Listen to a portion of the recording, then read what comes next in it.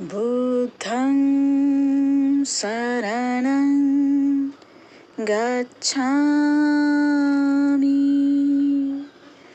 धम्मं शरणं गच्छामि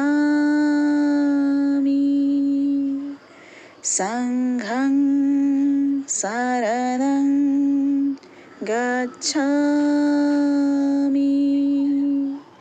बुद्धं शरणं गच्छामि धम्मं शरणं गच्छामि संघं शरणं गच्छामि।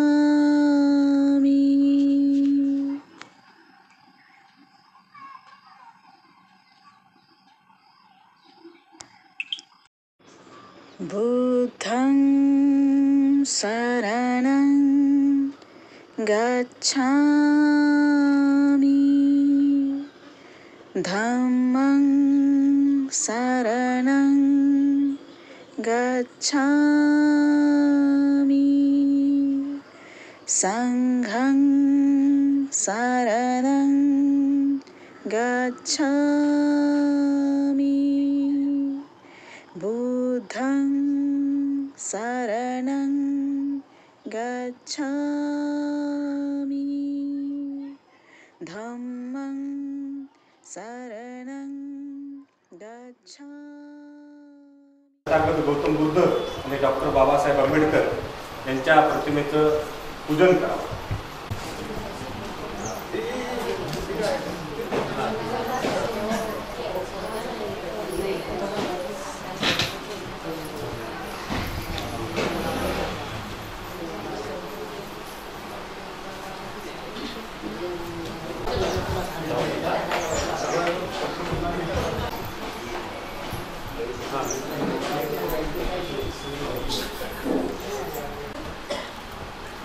जास्त वेळ न घेता आम्ही सर्वांकडे शब्द घेतला आहे।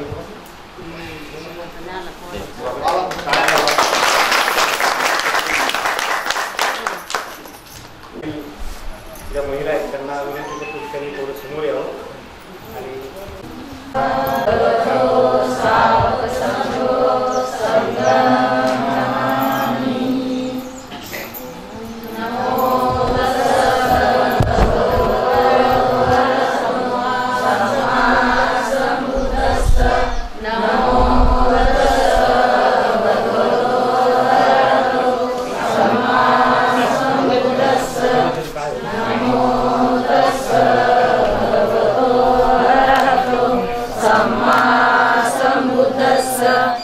बुद्धं शरणं गच्छामि धम्मं शरणं गच्छामि संघं शरणं गच्छामि द्वितीयंपि बुद्धं शरणं गच्छामि द्वितीयंपि धम्मं शरणं गच्छामि द्वितीयंपि संघं शरणं गच्छामि तृतीयंपि बुद्धं शरणं गच्छामि तृतीयंपि धम्मं शरणं गच्छामि तृतीयंपि संघं शरणं गच्छामि पाणातिपाता वेरमणि शिक्षा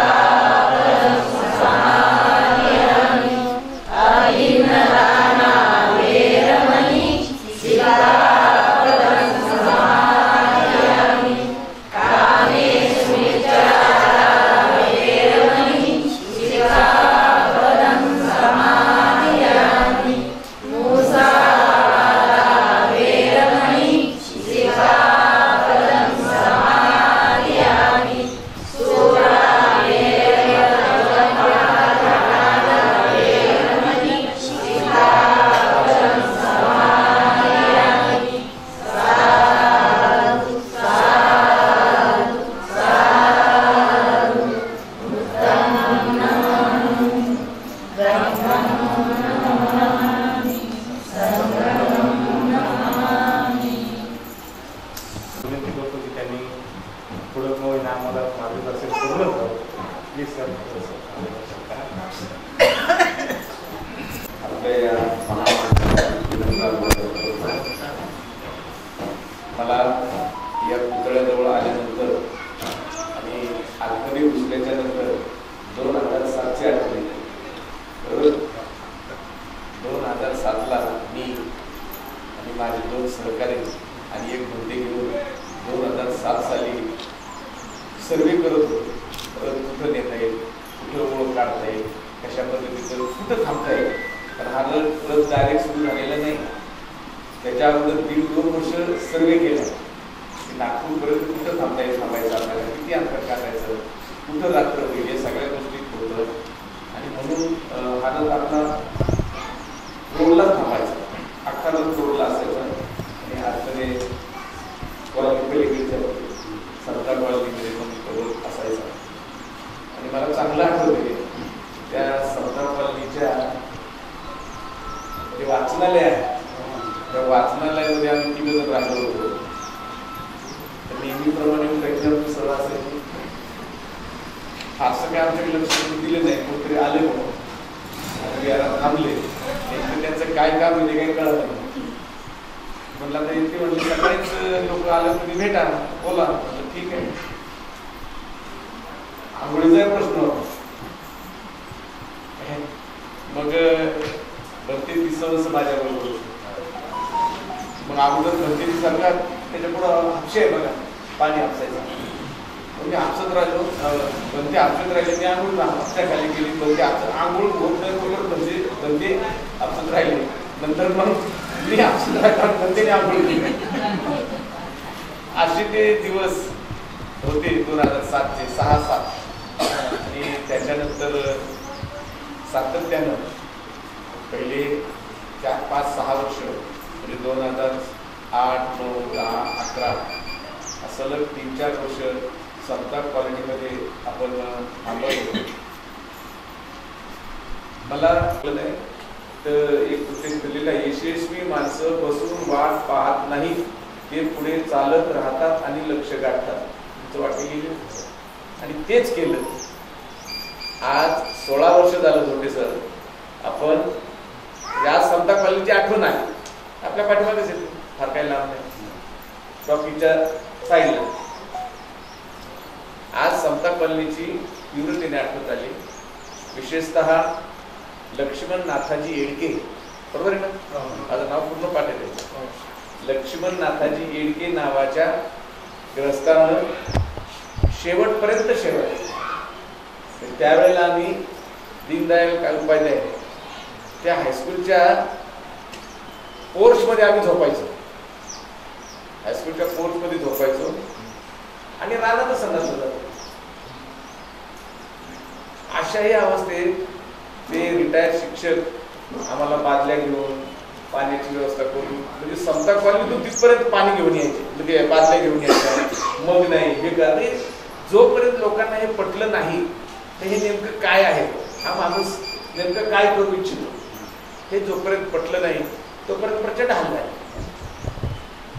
परंतु आमच्या डोळ्यापुढे बुद्ध आहे, आमच्या डोळ्यापुढे बाबासाहेब,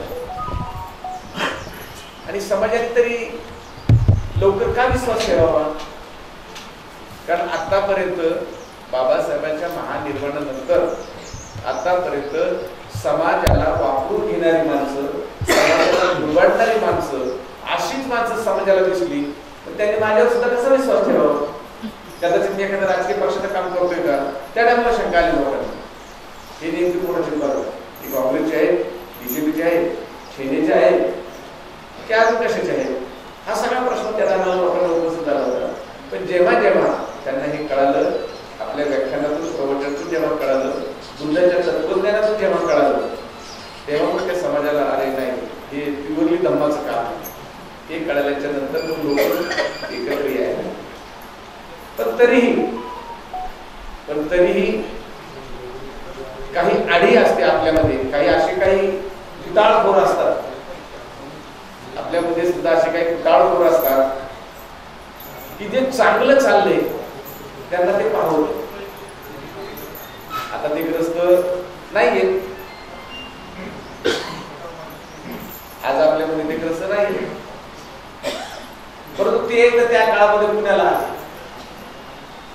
त्यावेळेला मी नेमका मनमाडला कार्यक्रमात होतो.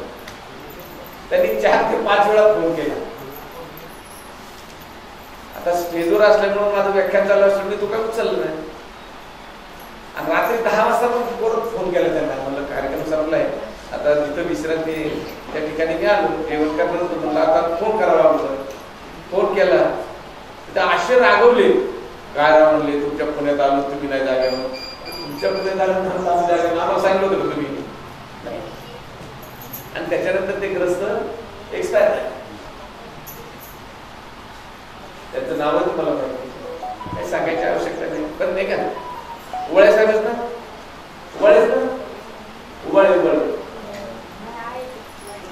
दुसरे ते सोनाजी कोण होते, सोनाजी भालेराव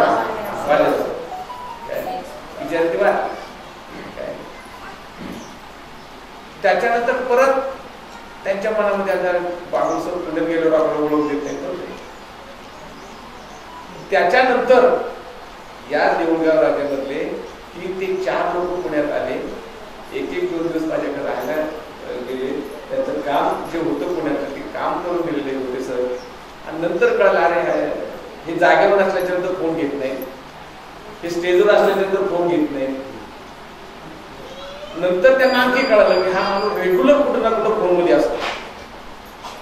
माझ्यावर फोनच्या बाबतीत बरेचसे आरोप, माझ्या घरच्याचे होते, माझ्या बहिणीचे होते आरोप. हा फोनच घेत नाही आणि हा फोनच करीत नाही. मुद्दाम तिला इथं आणल्या बघ 10 दिवस काय अवस्था आहे, नाही खायला वेळ आहे का काय बघ. म्हणजे बऱ्याच वेळेला एकदा समज नावाची जी डोक्यातून बाहेर निघून गेली आणि समज नावाचे दरवाजे सगळे बंद झाले तर सारा गैरसमजच होतो असं होतं. पण हरकत नाही. गेले 16 वर्षांपासून या देऊळगाव राज्यामध्ये आपलं येणं होत आहे. त्यानंतर 1-2 वर्षातच मग येडगे सर असतील, जोटे सर असतील, PSI भालेराव, अशा सगळ्या गोष्टी आपण जिथे आता रात्री थांबलो होतो ती जागा तशी त्यावेळेला मोकळीच होती. पुढच्या बाजूला फक्त 2 दुकानं होते. आणि मग त्यावेळेला आपण त्या नवीन ठिकाणाचं सम्राट कॉलनी असं नामकरण केलं. त्यावेळेला तिथे साईडला एक आपण बोर्ड केला होता. त्या बोर्डला मी हात घातला. आणि त्याच्यानंतर तिथल्या लोकांना कळालं की नेमके बाबूसर काय आहे. आणि मग सातत्यानं आजपर्यंत, फक्त यावर्षी नियम बदललाय, सातत्यानं आजपर्यंत म्हणजे आजचा दिवस सोडला तर सातत्यानं गेले 15 वर्ष जवळजवळ या ठिकाणावर जर निघाला की तो सम्राट कॉलनीमध्ये थांबतो. सम्राट कॉलनीमध्येच प्रवचन होतं.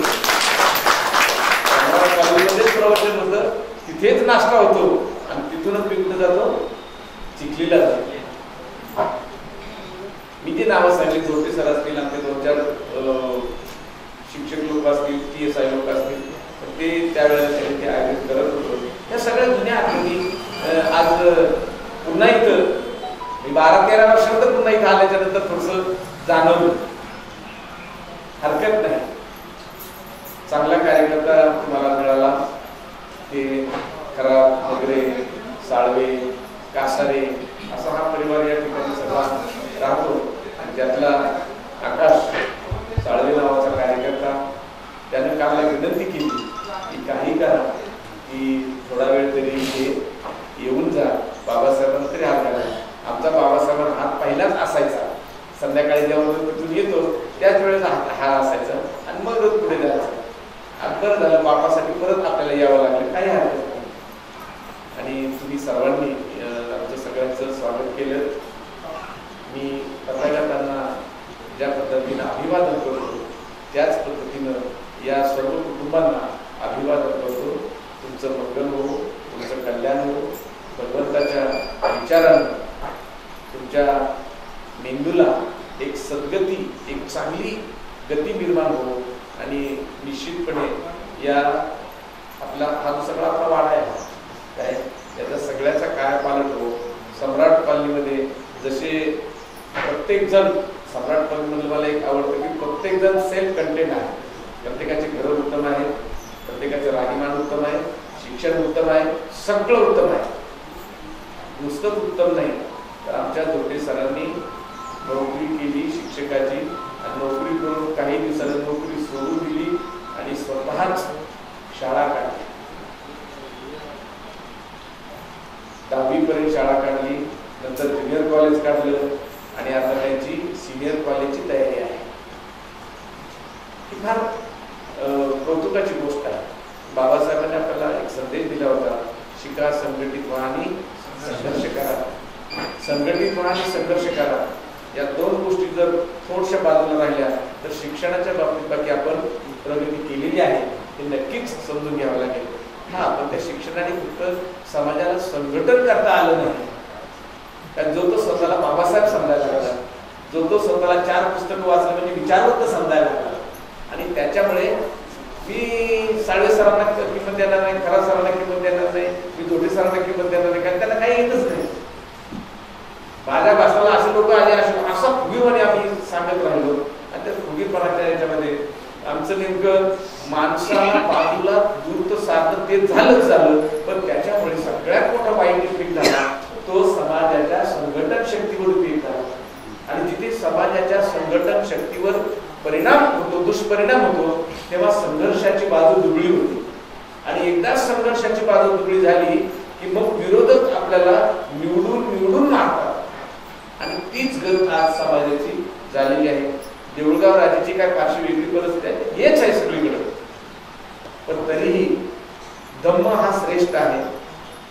तुम्ही मनाने कसे असाल, तुम्ही कोणाचेही विरोधक असाल, पण तथागत म्हटल्याच्या नंतर आणि बाबासाहेब म्हटल्याच्या नंतर अगदी आपल्यातल्या बावळ माणसाला सुद्धा इथे वंदनेला येऊन बसावंच लागेल. तो बसतोच आहे.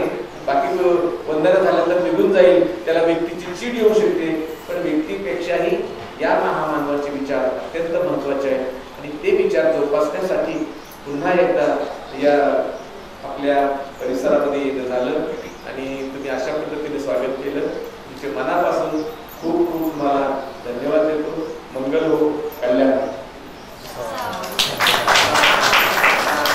अशोक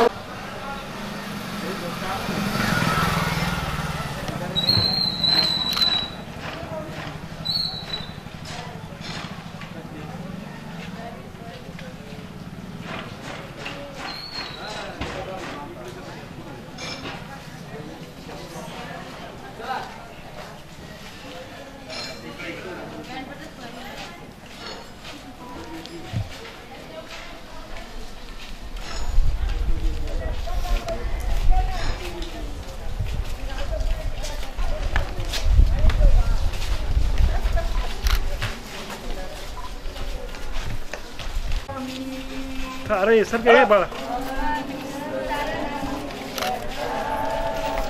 धम्मं शरणं गच्छामि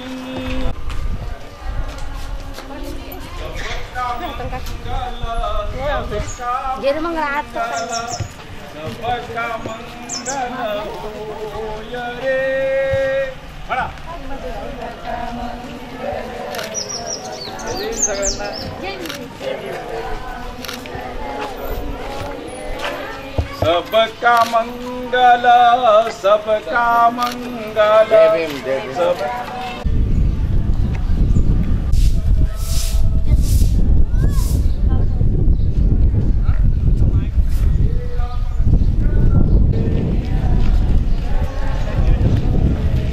सबका मंगल सबका मंगल सबका मंगल होय रे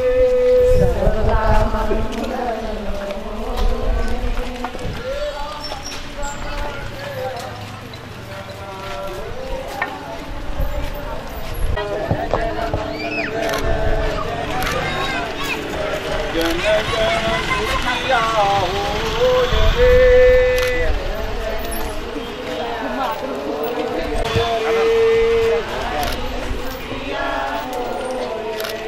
जन जन मंगल जन जन मंगल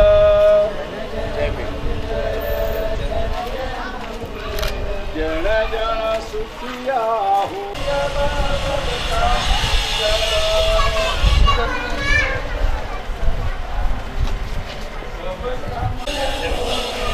जन जन मंगल जन जन मंगल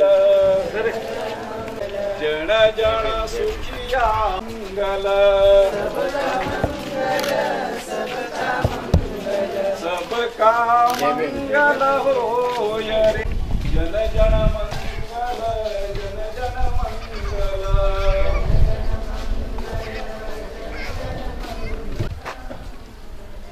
सबका मंगल होय रे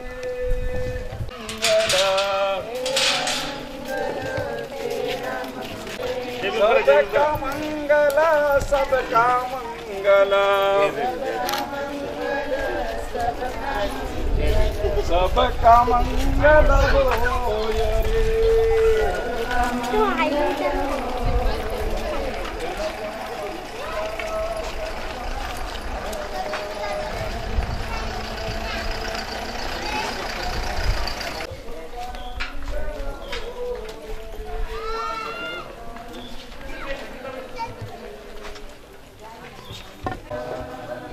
धम्मं शरणं गच्छामि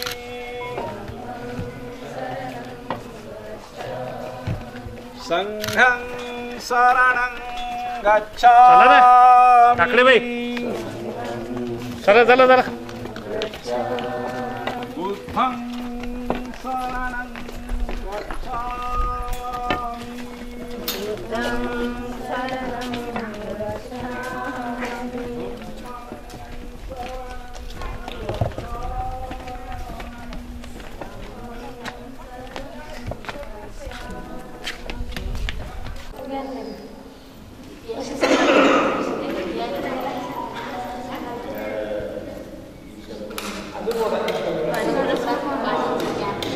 पंचशील बुद्धविहार चिखली नगरात त्यांचं आगमन झालेलं आहे आणि त्यांच्या आगमनानंतर आपण त्यांच्या स्वागतासाठी इथे उपस्थित आहोत. म्हणून या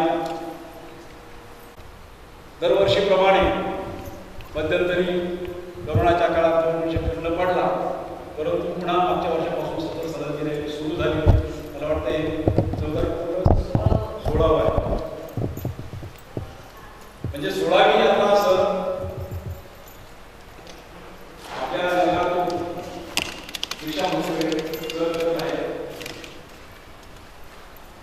आणि दरवर्षीप्रमाणे आपण त्यांच्या मार्गदर्शनाचा प्रवचनाचा लाभ घेत असतो.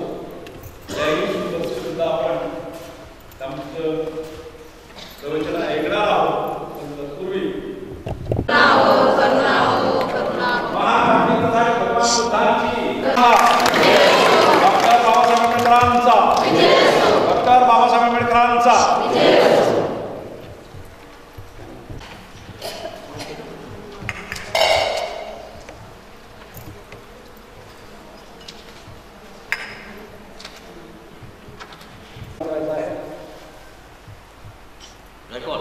चक्रवर्ती सम्राट अशोकांचा चक्रवर्ती सम्राट अशोकांचा आयुष्यमान उत्तमराव बनसोडे राजर्षी शाहू महाराजांचा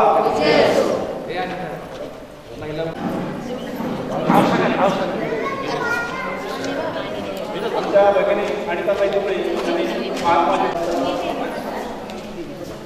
आयुष्यमान शारदा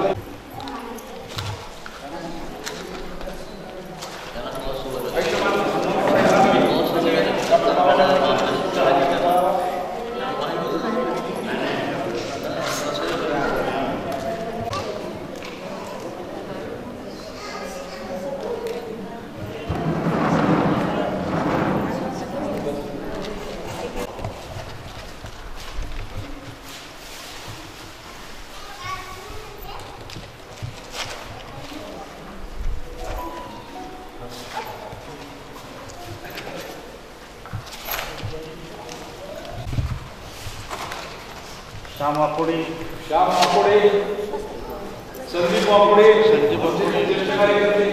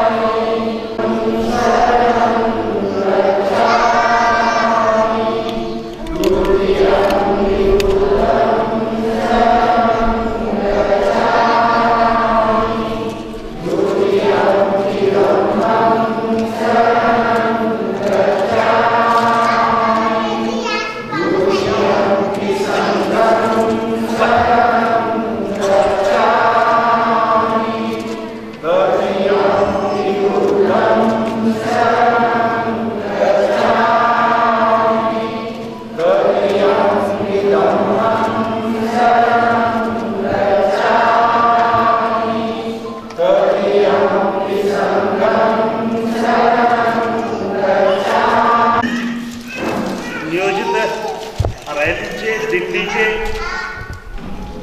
जे प्रमुख आहेत प्राध्यापक युवा बागुल सर आज इथं आले. आपण त्यांचं स्वागत केलं. दरवर्षीप्रमाणे आपण त्यांचं स्वागत केलं. मला असं वाटतं 16वं वर्ष हे पहिल्यापासूनच आपण या बौद्ध विहारात त्यांचं स्वागत करत आलो. 16 वर्ष झाली. मला असं वाटतं की या बुद्ध विहाराची नेमकीच निर्मिती चालू होती. नावारूपाला काय आलं नव्हतं. आता बरेच दिवस झाले. खरोखरच बागुल सरांचं नियोजनाबद्दल आपण त्याची विशेष तारीफ केली पाहिजे की धम्मरथाचं मागच्या 2 वर्षाच्या कोरोनाच्या काळात धम्मरथाबद्दल बऱ्याच गोष्टी आम्हाला त्यांनी सांगितल्या होत्या. धम्मरथ मोडकळीस आला होता, परंतु बऱ्याच लोकांनी धम्मरथाला मदत करून सरांच्या आव्हानाला लोकांनी साथ दिली आणि धम्मरथाला लोकांनी मदत केली आणि धम्मरथ पुन्हा उभा राहिला. मी सरांचे त्या बाबतीत आभार मानतो की सरांनी खूप प्रयत्न केले. ते प्रयत्न आम्हाला माहीत आहे. ताईचाही नंबर आम्हाला माहीत आहे की कशा कशा पद्धतीने कोणी कोणी लोकांनी मदत केली. त्यांच्या धम्मरथाच्या पुस्तकात त्यांनी सगळं लिहिलेलं आहे. ते आपल्याला सांगतीलच. मी एवढं बोलतो आणि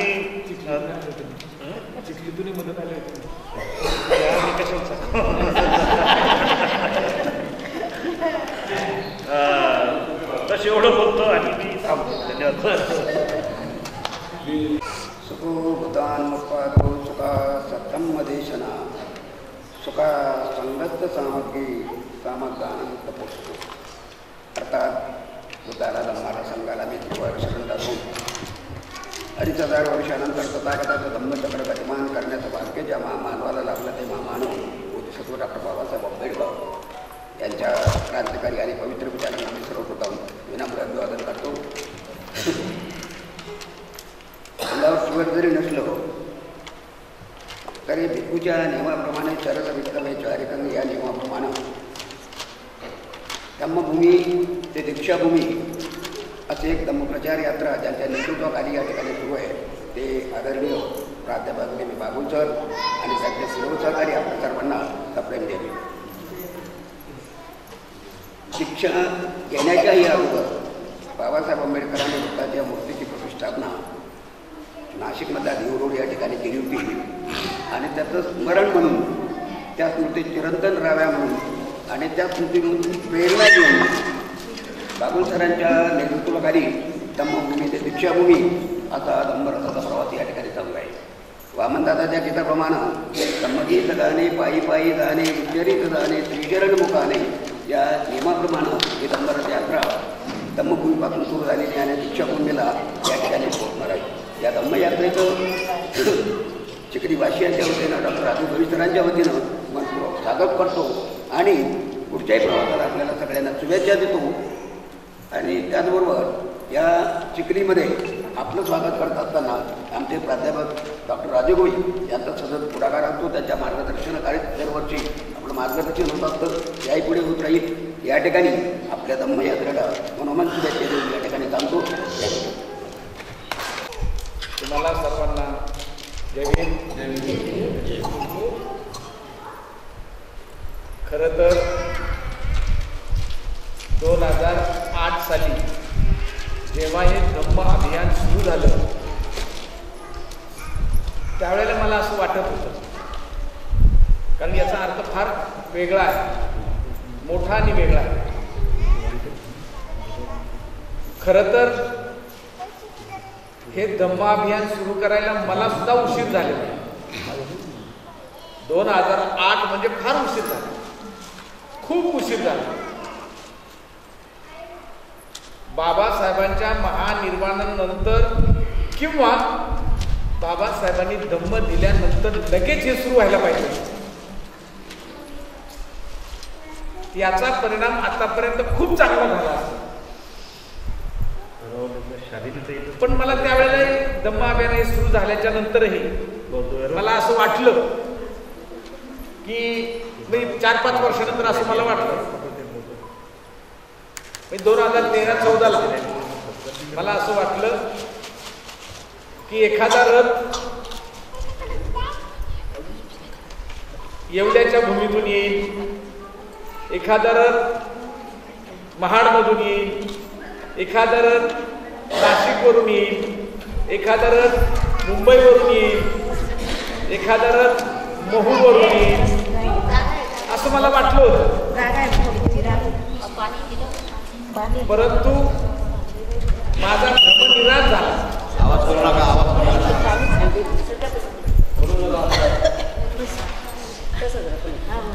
महाराष्ट्रातल्या सगळ्या ठिकाणावरनं जर 10 रथ आतापर्यंत आले असते तर चैत्यभूमीचं ते दीक्षाभूमीचं किंवा धम्मभूमीचं ते दीक्षाभूमीचं, येवलाभूमीचं ते दीक्षाभूमीचं यांच्या वैचारिक पातळीमध्ये फार मोठा बदल तुम्हाला जाणवला.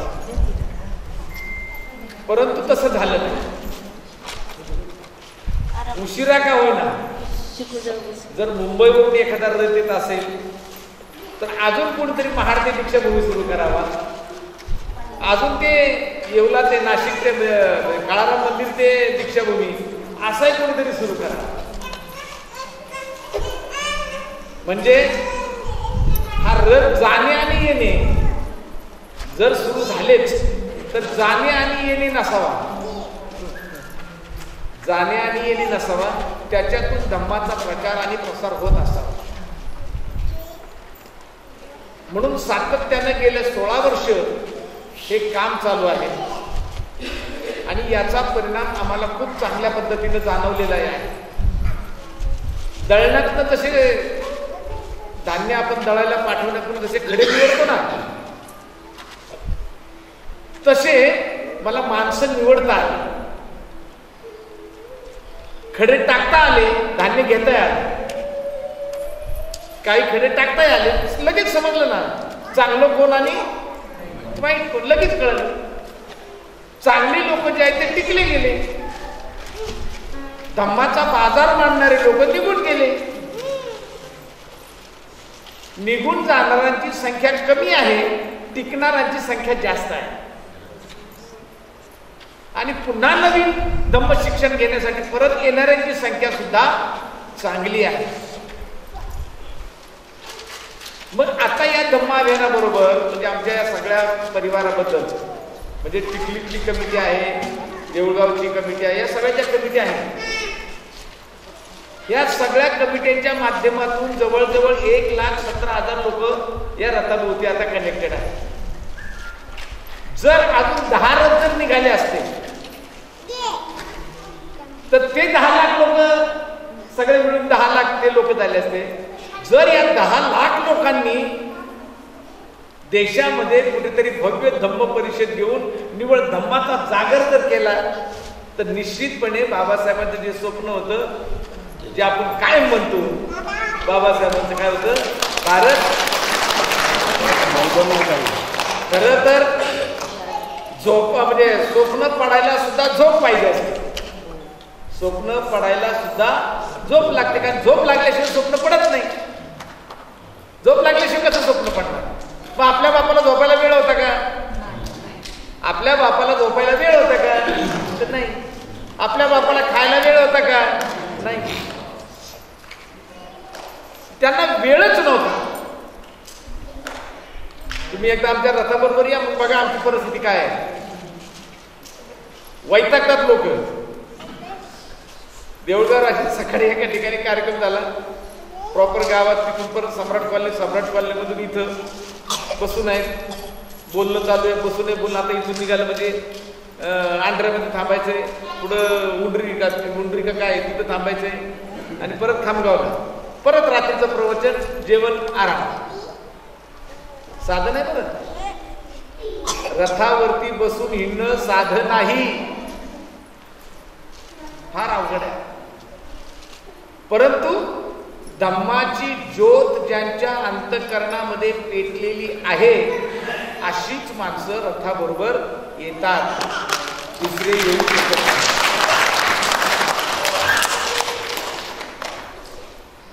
इथे वयाचं काही भान कोणी ठेवत नाही. इथे वयाचं काहीही भान ठेवत नाही.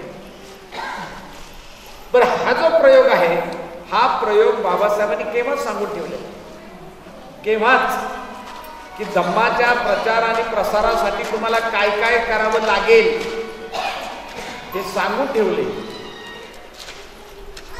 माझं दुःख हे आहे की भले 16 वर्षानंतर का होईना एखादा रथ निघतोय, पण तो टिकणं फार गरजेचं आहे. कारण हा केवळ बुद्धवाद याच्यावरती टिकतो. हा रथ बुद्धिवाद, बुद्धवाद आणि आंबेडकरवाद याच्यावरतीच टिकतो. पहिल्या वर्षी लोक तुमचा सत्कार स्वीकारतील, लोक तुम्हाला जेवणही घालतील, पण त्याच्यातून काही निष्पन्न जर झालं नाही तर लोक दुसऱ्या वर्षी येणार नाही.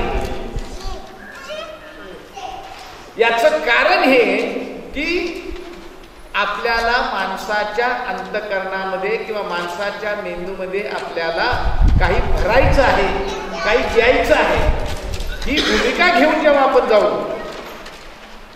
शिवाय याच्यामध्ये स्पष्टपणा फार हवा आहे. फार महत्वाच्या गोष्टी याच्यामध्ये, फार स्पष्टपणा. आम्ही जर प्रत्येक माणसाचं तो सांगतो तसं तर मागत गेलो तर 1 वर्षानंतर रथ बंद पडेल.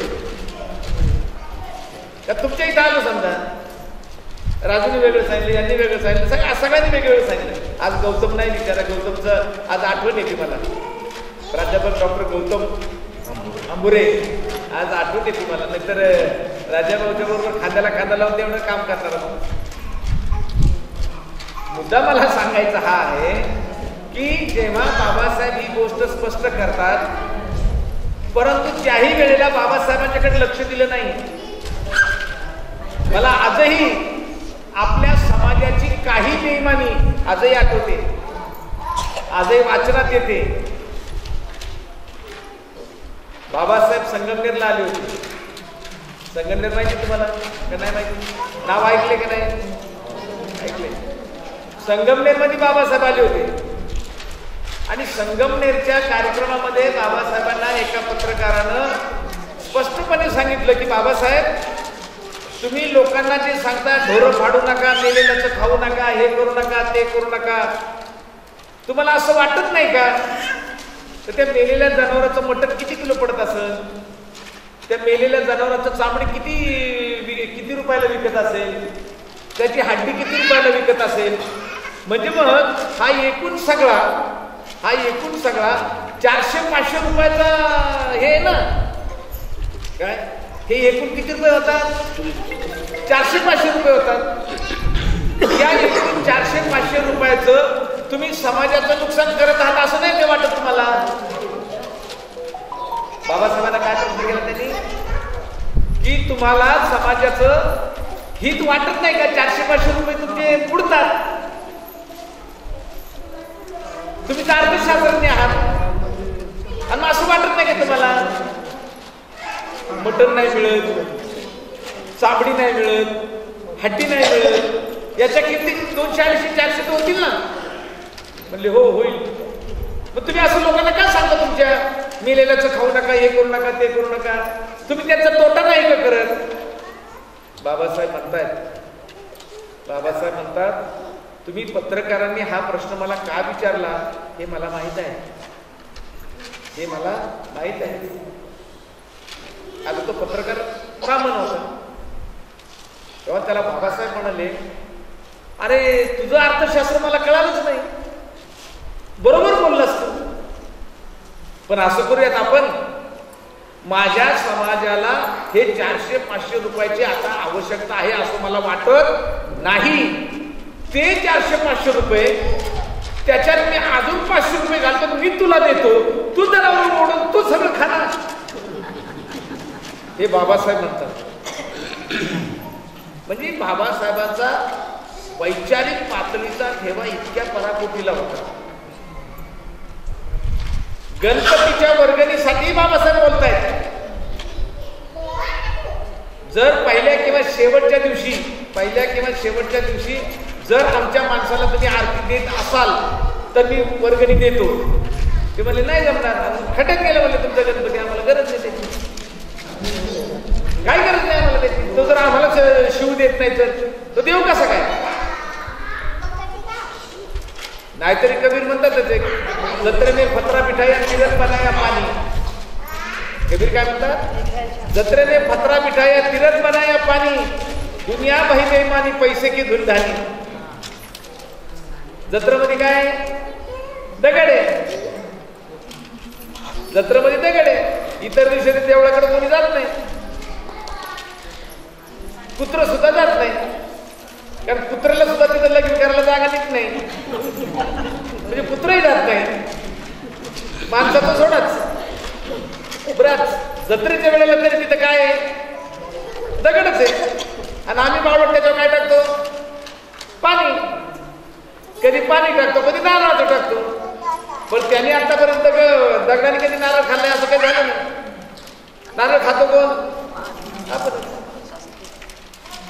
याच्यात एक गंमत आहे परत. तो नारळ जर सडका निघाला, तो नारळ जर सडका निघाला वाईट वाटतं आपण बरं, पण तरी आपण लगेच वाईट वाटून आपण काय म्हणतो? पावन झाला. किती बावळटपणा आहे आपलं माहिती. खायला मिळालं नाही याचं वाईट वाटले, पण तरी काय म्हणतो? काय नाही, पावन झाला. कोकण रिकामे आता घरचे म्हणतात प्रसाद कुठे? पावन झाला. आम्ही कशा पद्धतीनं म्हणजे काही वाईट चालींना आम्ही आमच्या आयुष्याशी जोडलं आणि जोडून आम्ही समर्थन करत बसतो. बाबासाहेबांना हेच नको होतं. बाबासाहेबांना हेच नको होतं. पंढरपूरच्या जेव्हा रमाईनं पंढरपूरचा हट्ट धरला तेव्हाही बाबासाहेब त्या भूमिकेशीच काम करतायत. बाबासाहेब त्याही वेळेला हे स्पष्ट सांगतात की बाबा काही जरी झालं तर रामू त्या पंढरपूरला मी कधीही तुला नेऊ शकणार नाही. का नेणार नाही तुला? का नेणार नाही तुला? कारण त्या पंढरपूरमध्ये पांडुरंगाच्या पायाला हात लावण्याचा अधिकार तुला किंवा मला किंवा मागासवर्गीयांना नाही. तेव्हा रमाई म्हणते, अहो चोखोबा नाही का पंढरपूरच्या पांडुरंगाचा भक्त आहे? बाबासाहेब म्हणतात, अगं त्या चोख्याला सुद्धा यांनी हात लावू दिला नाही. रमाई परत म्हणते, मग चोख्याने लांबून दर्शन घेतलं असेल, मग आपण लांबून घेऊ. बाबासाहेब स्पष्ट इशारा देतात की नाही, तो देव जर बदलणारा नसेल, तो देव जर तुला दर्शन देत नसेल, तर अशा देवांची मला अजिबात आवश्यकता नाही. अजिबात. आता चोखोबांचे पंतू आपल्या बरोबर आहेत, बरोबर ना?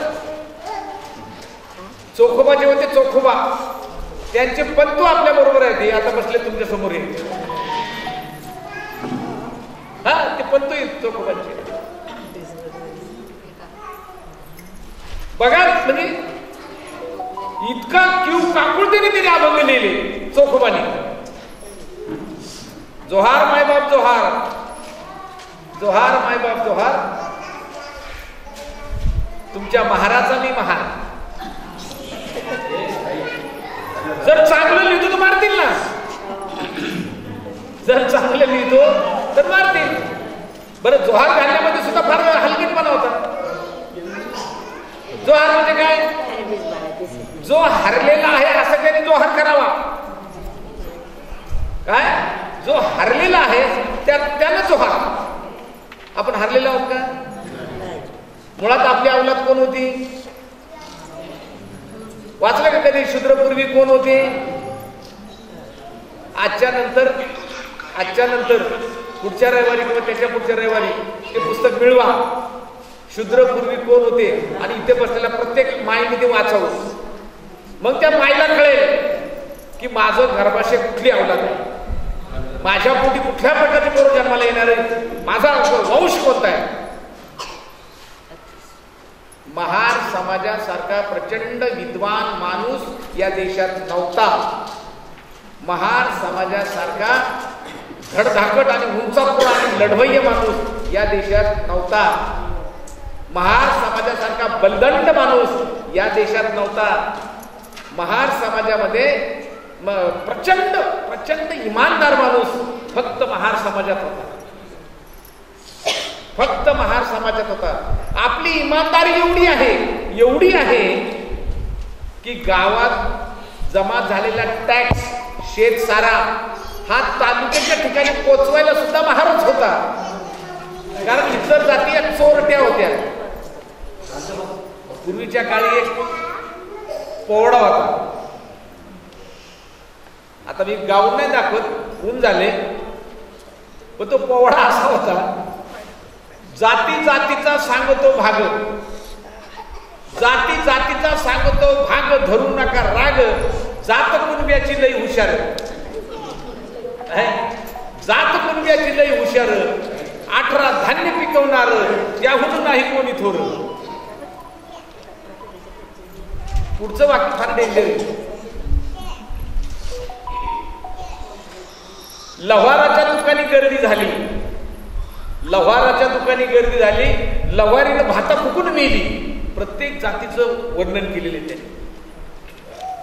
त्याच्या पुढे शेवटी सांगितले, महाराज जात इमानी नाही बेईमानी, शब्द वापरलेला आहे त्याच्यामध्ये. महाराज जात इमानी नाही बेईमानी, धर्मचा मराने बुडविला, अक्कल नाही भील रामुशाला, सुदोदित तुरुंग नशिबाला. हे त्यावेळेचं कथन होतं. शेवटी परत सांगितलंय, महाराजची जात इमानी नाही बेईमानी.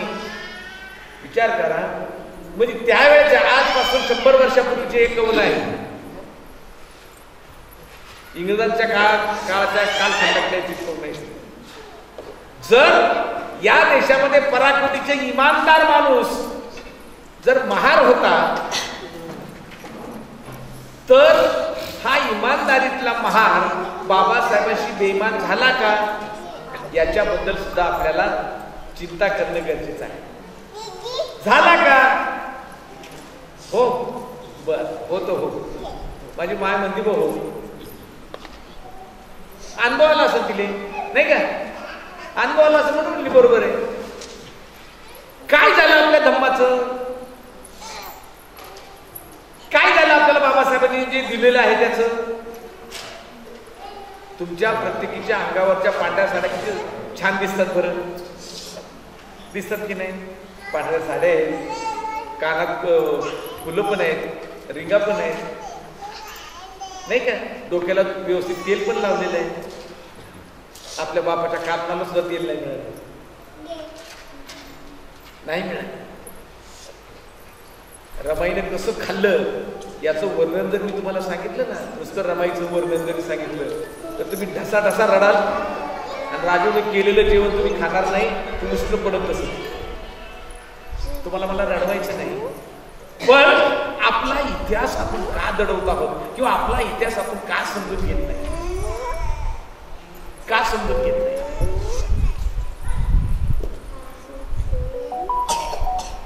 आई आणि बाप मेलेली पोरगी, आई आणि बाप मेलेली पोरगी साधारण 5-6 वर्षाची पोरगी की ज्या वेळेला आई पण गेली आणि बाप पण गेला, अशी पोरगी जेव्हा 9 वर्षाची होते आणि 9 वर्षाच्या काळामध्ये रमाईचं लग्न कोणाबरोबर लावून दिलं जातं? बाबासाहेबांच्या.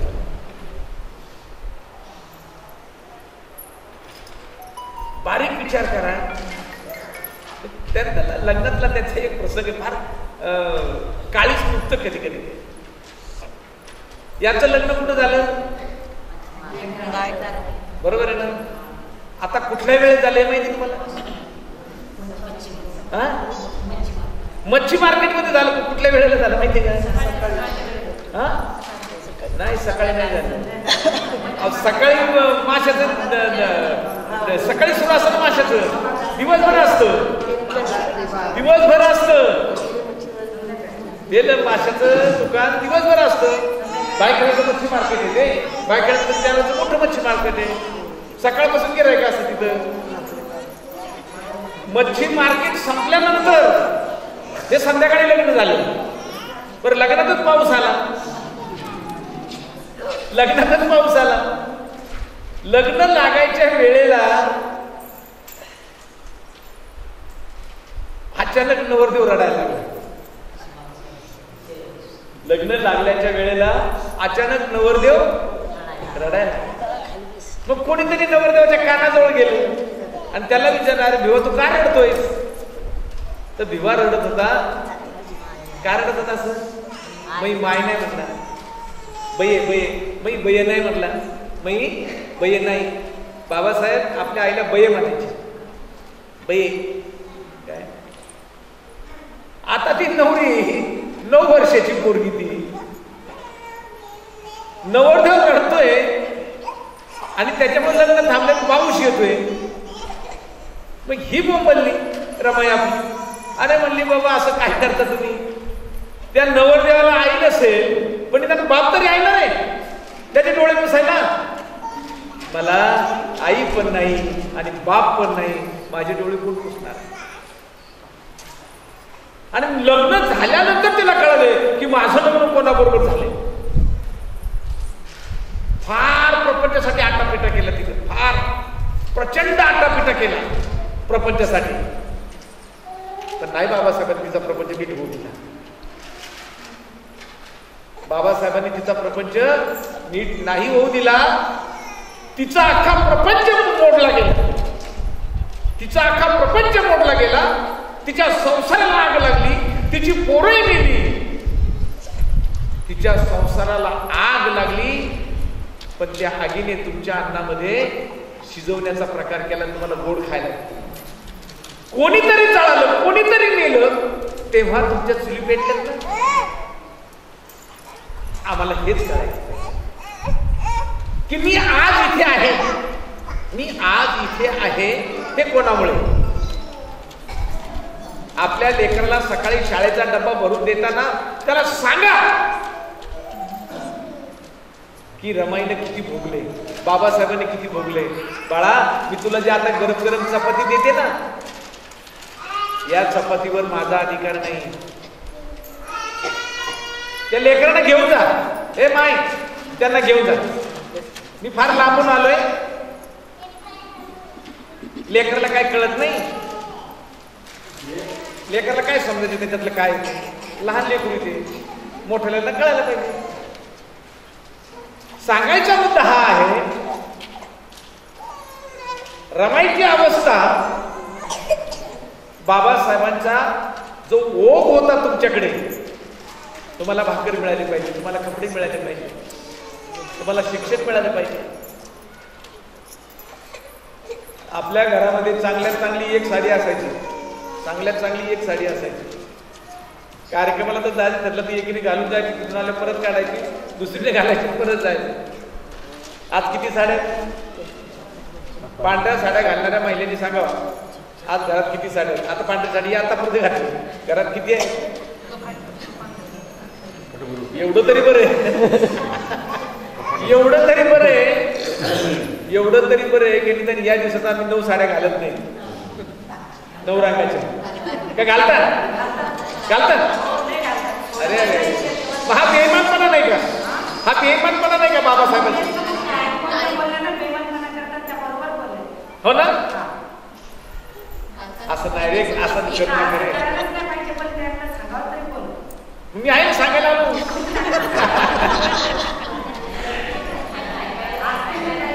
लक्षात घ्या, त्यांचा देव, त्यांच्या देवावर त्यांचं काय असं आपल्याला त्याचं काय करायचं. पण तुम्हीच मला सांगा, ज्या वेळेला तुमच्या घरामध्ये पीठ नसेल, ज्या वेळेला तुमच्या घरामध्ये तेल नसेल, पोरग किवकाकुतीनं म्हणते माय मला भूक लागली, माय मला भूक लागली, त्या देवाने किती चपातीचा तुकडा दिला का? गावात भीक मागितलं तुमच्या आजोबांनी, आईनी आणि बापांनी, आणि आणलेले ते तुकडे, मग त्याच्यावर तुमची गुजरात झाली. आणि आखाडात बाकी तुम्ही देवाला पूजत राहिलात, आखाडात देवाला पूजत राहिलात. काय दिले त्यांनी सांगा ना मला. तुम्हीच सांगा काय दिले. मग जे खोटं आहे त्याच्यावर त्यांनी भरोसा काय ठेवा? आणि ज्या बापानं अजून जगायला साधन दिलेलं आहे त्या बापाशी काय बेईमान व्हावं? जे बेईमान होतात त्यांची औलाद तपासून पहा, त्यांची खानदान तपासून पहा, ती अज्ञानाचीच असणार. आज तुमच्या घरादारावर नांगर फिरवला जातोय, तुमचं संविधान जाळलं जात आहे, बुद्धाची विटंबना केली जाते, विहार नासवली जात आहेत. हे सगळं होत असताना या देवांना आमची किव येत नाही किंवा यापूर्वी आली नाही? शेतामध्ये आमची माय कामाला जात असताना तिथल्या त्या धनदांडक्या शेतकऱ्यांनी आमच्या माईला आणि आमच्या बहिणीला कितीतरी वेळा भोगला असेल. त्या बागायतदाराला कधी देवीने काही केलं नाही, काहीच नाही.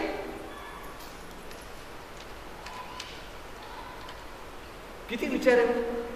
आणि आज जर तुम्हाला एखाद्या बागायतदाराने सांगितलं ते कामाला ये माझ्याकडे, जाणार आहे का तुम्ही? आणला नाही का जाणार नाही का?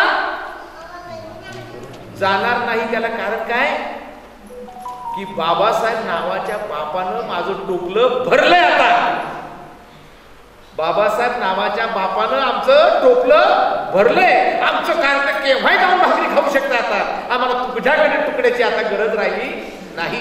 हे जेव्हा स्वाभिमानाने आपण बोलतो, हे जेव्हा स्वाभिमानाने बोलतो, तो स्वाभिमान निर्माण कोणी केला? कोणी केलं? मी माझं उदाहरण तुम्हाला देतो. इथे माझ्या 2 बहिणी आलेल्या आहेत, माझ्यापेक्षा धाकटे आहेत, एक थोरली एक धाकटी आहे. जेव्हा त्या माझ्या बहिणीचं वय नव्हतं ही समोर बसलेली चष्मेवाली, जेव्हा तिचं वय नव्हतं कामाला जाण्याचं, त्यावेळेला 75 पैसे रोज होता. किती? 75 पैसे रोज होता. ही माझी बहीण रडत रडत त्या कामाला जायची आई बरोबर आणि अर्धा रोज मिळवायची. मग आई तिचं काम करायची, तिचं काम करून हिचंही काम करू लागायची. तेव्हा कुठंतरी हिचे 30-35 पैसे आणि आईचा 75 पैसे असं 1 रुपया घरात येत. तुम्ही सांगा मला, त्यावेळेला एकाही देवानं मला मदत काय केली नाही? विचारा आमच्या बहिणीला काय अवस्था होती. दोघी बहिणी आहेत आमच्या. शारदा कुठे गेली कोण? हे आपल्याला समजलं पाहिजे की आम्ही कोण होतो, आम्ही कोण होतो आणि आम्ही कुठे आलो. आम्ही कोण होतो आणि कुठे आलो. तुम्हाला असं वाटत असेल बाकी असा दिसतोय म्हणजे फार श्रीमंत घरातून, माफ करा, आपला कुठलाही माणूस श्रीमंत घरातून आला नाही, त्याला भोगावंच लागले.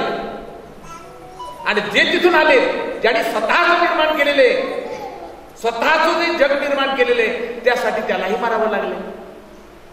तुम्हाला वाटतं का हे सगळं मला जे आता तुम्ही मला फुलं दिलेत, हातात दिलेत, कोणी दर्शन घेते, कोणी काय करते, का हो हे का झालं?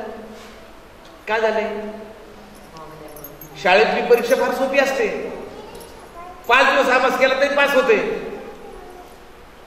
हे करण्यासाठी मला तब्बल 40 वर्ष लागले. तब्बल 40 वर्ष लागलं. तेव्हा तुमच्या दृष्टिकोनातलं मोठेपण आलेलं आहे. आपला बाप जवळजवळ 45 वर्ष दररोज मेला आणि 65व्या वर्षापूर्वी तो आमचा देव झाला, बाप झाला. बाप झाला, बाप झाला आणि बाप लगेच अनंतात विलीन झाला. आम्हाला बाप पण दिलं आणि आमचा बाप गेला. आणि बापानंतर आम्ही बापाच्या विचारावर जर बेईमानी केली तर आम्ही बापाची औलाद आहोत का? मग हाही प्रश्न आपल्याला पडायला पाहिजे किंवा तो पडलाच पाहिजे.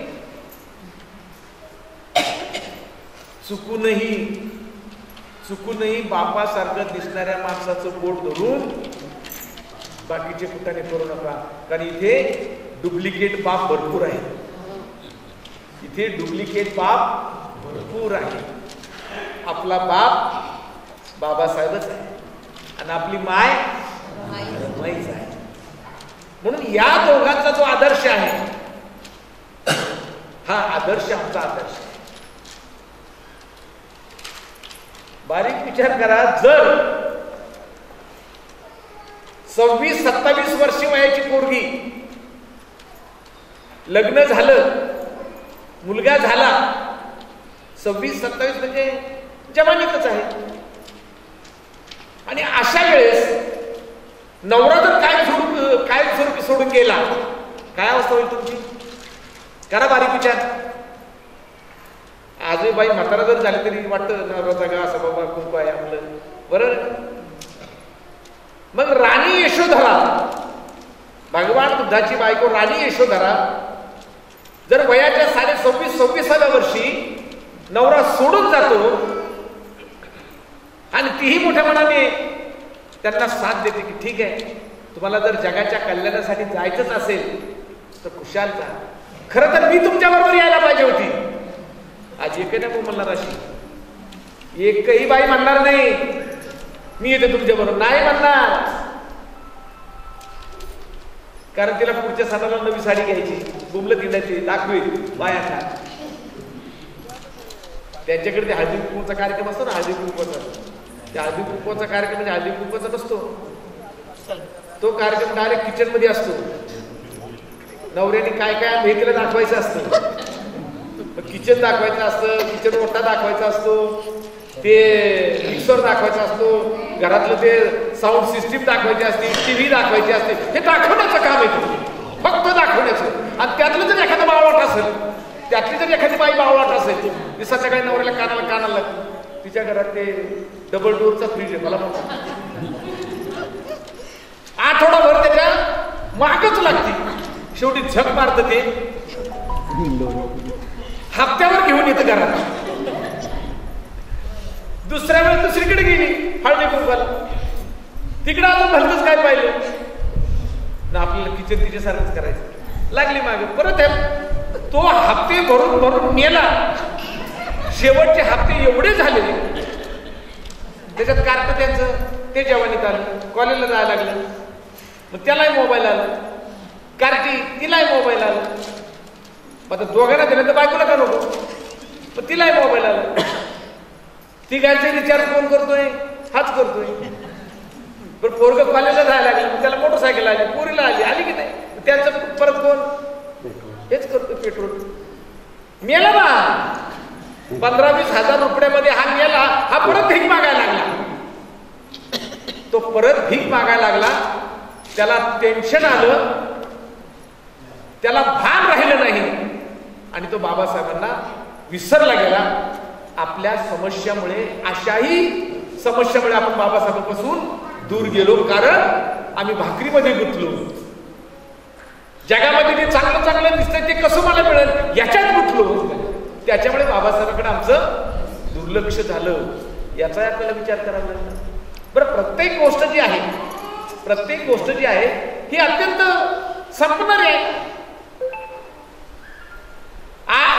एक 15-16 वर्षापूर्वी 15-16 वर्षापूर्वी मी तुमच्या पुढे असायचो. आपण खाली बसत होतो जेव्हा आपलं हे विहार, म्हणजे एकदा तर नुसतं मोकळ्या जागेत बसलो होतो.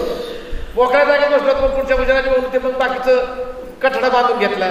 मग आपण तिथं बसायला लागलो. पण तिथे बसायला खाली चिखल होता आणि बाजूने गोल गोल होतं. आपण तिथं बसलो. काही वेळेला बसलोच ना, नारायणराव जाधव एकदा आले होते, तिथं बसलो, खालीच जेवलो. वाटलं होतं का आपण अशा जागेत बसू. आता तर वातावरती आलो. बदल किती झाले आपल्यामध्ये, किती मोठा बदल झालाय. मग आम्ही आमच्या आयुष्यामध्ये जो बदल झालेला आहे बाबासाहेबांच्यामुळे, त्या बदलाला आम्ही कधी स्वीकारले का, तर आम्हाला ते स्वीकारणे गरजेचं. आमचं आयुष्य बाबासाहेबांनी घडवलं याच्यावरती माझा ठाम विश्वास पाहिजे. बाबासाहेब म्हणतात ना 22 प्रतिमध्ये की बौद्ध धर्म हाच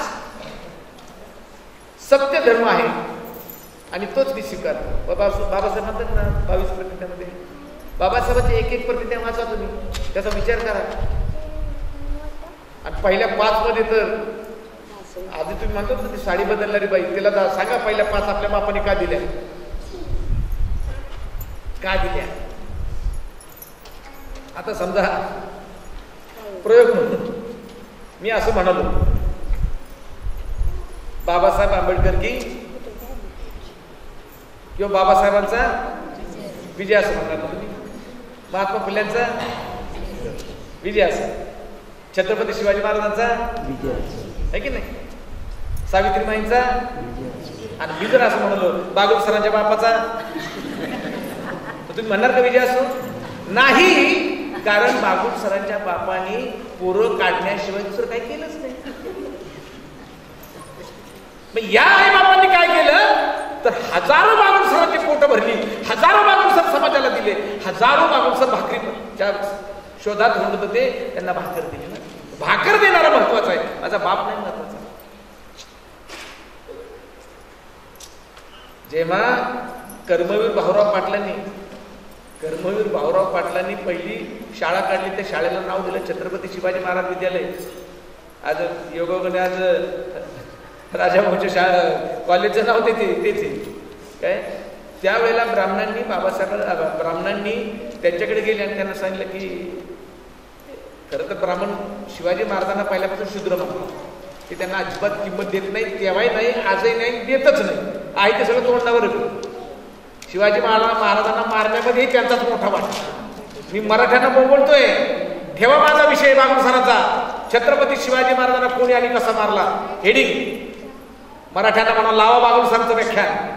अरे त्याला काहीच लागतं आंबेडकरी अवलादीचं बोलायला नाही. पण एकही मराठ्याची गेले 15 वर्षात हिंमत झाली नाही की बागुल सरांचं या विषयावर व्याख्यान ठेवावं.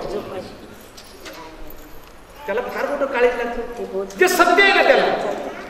जेव्हा ते शिवरायांचं नाव ठेवलं विद्यालयाचं, तर तिथल्या ब्राह्मणांनी थोडासा विरोध केला, आणि विरोध केल्याच्या नंतर बऱ्यापैकी त्यांची दुष्प्रचक्री झाली.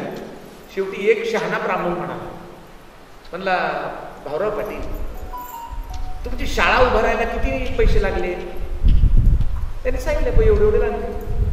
आम्ही तुम्हाला त्याच्या 4 पट देतो, पण छत्रपती शिवाजी महाराजांचं नाव तुम्ही देऊ नका, दुसरं कुठलं तरी द्या. त्यांना माहित होतं शिवाजी महाराजांच्या नावाने जर शाळा चालली तर इथे शिवजयंती होणार, इथला मास्तर शिवरायांबद्दल माहिती सांगणार. म्हणून तो म्हणतो की तुम्ही काय करा, दुसरं नाव द्या. कर्मवीर भाऊराव म्हणतात, अहो काकाजी, माझा बाप अजून जिवंत आहे, पण लक्षात घ्या प्रसंगी मी माझ्या बापाचं नाव बदलेल, पण छत्रपती शिवरायांचं नाव बदलणार नाही. कर्मवीर भाऊराव पाटील म्हणतात, ज्यांच्या महाराष्ट्रामध्ये लाखो शाळा आहेत. मग कर्मवीर भाऊराव पाटील म्हणतात, त्या कर्मवीर भाऊराव पाटलांची आणि बाबासाहेबांची कुठल्या प्रकारची मैत्री होती माहिती तुम्हाला? प्रचंड मैत्री. साताऱ्याच्या एका केससाठी बाबासाहेब साताऱ्याला गेले, दिवसभर काम केलं सातारमधलं आणि बाहेर पडायचं साताऱ्यातून. तेव्हा त्यांना आठवण झाली की कर्मवीर भाऊराव पाटलांनी एक बोर्डिंग काढलेले सगळ्या जातीच्या मुलांचं, आपण चला ते बोर्डिंग पाहायला जाऊ. म्हणून बाबासाहेब संध्याकाळच्या वेळेला बोर्डिंग पाहायला गेले. संध्याकाळची वेळ जेवणाची होती, सगळे पोरं बसले होते जेवायला. मटकीची उसळ होती, खरडा होता आणि भाकरी होती. ते पाहिलं. बाबासाहेबांनी त्यांना म्हणजे कर्मवीर भाऊरावांना विचारलं, हा पोरगा कुठल्या समाजाचा, हा कुठल्या. तर ते वेगवेगळ्या जातीचे होते, पण वेगवेगळ्या जातीच्या लोकांना कर्मवीर भाऊराव पाटील शिकवत होते. बाबासाहेबांना ते पाहून इतकं बरं वाटलं. त्यावेळेला बाबासाहेबांनी 20 रुपये दिलेले. 20 रुपये त्यावेळेचे 20 रुपये म्हणजे 2 लाख झाले आमचे. 20 रुपये दिले हॉस्टेलला देणगी. आणि जेव्हा कर्मवीर भाऊराव बाबासाहेबांना म्हणाले की बाबासाहेब तुमच्यासाठी आपल्या कॅबिनेटमध्ये माझ्या ऑफिसमध्ये या, तुम्ही आपल्या 2-3 तुमच्यासाठी विशेष भाजी बनवली, चला तुम्ही जेवायला. बाबासाहेब म्हणजे नाही, मी इथेच बसतो. बाबासाहेबांनी हातावर भाकरी घेऊन ठेचा खाल्ला. एवढा मोठा बॅरिस्टर हातावर भाकरी घेऊन खातो, याला म्हणतात तुमच्यातला साधेपणा. तुम्ही किती शिकलात हे महत्वाचं नाही, तुमच्यात किती साधेपणा आहे हे महत्वाचं आहे. म्हणून हे जे महामानव जे होऊन गेलेले आहेत, आता तर ते महामानव वाटले गेले त्याच्याबद्दल खेद आहे, दुःख आहे. पण त्यांना आपल्या बापाला तरी घालवून आपल्याकडून लागू नये ना. मला काही बोंबलतात लोक, म्हणजे मला काही लोक खिजवतात. मराठा समाजाचे काही जे विशेषतः मराठा समाजाचे लोक जास्त माझ्या बरोबर आहे काम करतात. आजला मराठा समाजाचे जास्त लोक काम करतात, पण काही खिजवतात. काय खिजवतात? राहुल सर तुम्ही किती रत्न आहात, किती महाराष्ट्रात बोंबला, आम्हाला माहिती आहे मार सुधारणार नाही. तुमचं ते काल परवा ते अमुक मार ते देवाला पाहिलं, ते कावड घेऊन बोंबलं झिंडत होतं. अरे रे ते असं मला म्हणतं. मला काहीच बोलता येत नाही अशा वेळेला, काही बोलता येत नाही बोलता येत. पण माझा अपमान कोणी केला? मग तर मला माझा अपमान वाटतो, तर बाबासाहेबांचा अपमान किती मोठा करणार? मग त्या बापाच्या अपमानाला सांभाळणं हे कोणाचं काम आहे? तुमचं काम. म्हणून ते काम सांभाळा. आणि धम्मचक्र प्रवर्तन दिनाच्या निमित्तानं दररोज या वर्षावासाच्या कालखंडामध्ये तुम्ही दररोज बुद्ध आणि धम्मग्रंथ वाचलाय का? वाचत आहात? आता येड होत आलाय का? मग अजून राहिले का? कुठला खंड चाललाय? 4था भाग बोलले. 4थ्या खंडातला कोणता भाग पहिला का दुसरा चाललाय? हा काय आवाज नाही आला मला. माय अच्छा हा बर 8वा खंड बघतो. आता दिवस संपत आले. 8वा खंड कधी होणार? हो का? बर एक लक्षात घ्या, जगामध्ये तेवढाच एक ग्रंथ तो खरा आहे बरं. बाकीचं कोणाचंही काहीही ऐकू नका. बुद्ध आणि धम्म हा ग्रंथ जगामध्ये प्रमाणभूत ग्रंथ आहे. त्याच्यासारखा दुसरा ग्रंथ कुठेही नाही आणि बुद्धाची सगळी माहिती कुठल्याच ग्रंथात नाही. जगातल्या बाहेरच्या देशात जेव्हा मी जातो तेव्हा त्यांचा ग्रंथ जेव्हा पाहतो तेव्हा मलाच माझे असं वाटतं की पुस्तकात मारावं काय, एवढी चुकीची माहिती देते. त्या जपानला बौद्ध धम्म त्याला अमिताभ म्हणतात, बुद्धाला काय म्हणतात? अमिताभ. आणि त्यांचं असं म्हणणं, जर इथं चांगली सेवा केली तर आम्हाला अमिताभ कुठं भेटतो? स्वर्गात. त्याला बुद्धाचं वाटलं ना. म्हणून मी म्हणतो जगामध्ये एकच ग्रंथ आहे, त्याचं नाव बुद्ध आणि धम्म, आणि त्याचा लेखक कोण आहे? तुमचा माझा बाप. त्याच ग्रंथाशी तुम्ही प्रामाणिक राहावं आणि त्या ग्रंथामध्ये जे सांगितले तेच तुमच्या अंतःकरणामध्ये उतरावं आणि तुम्ही नीतिवान, श्रद्धावान आणि शीलवान उपासक व्हावे. ही या धम्मरथा पाठीमागची मूळ भूमिका आहे. नमो बुद्धाय. जय भीम.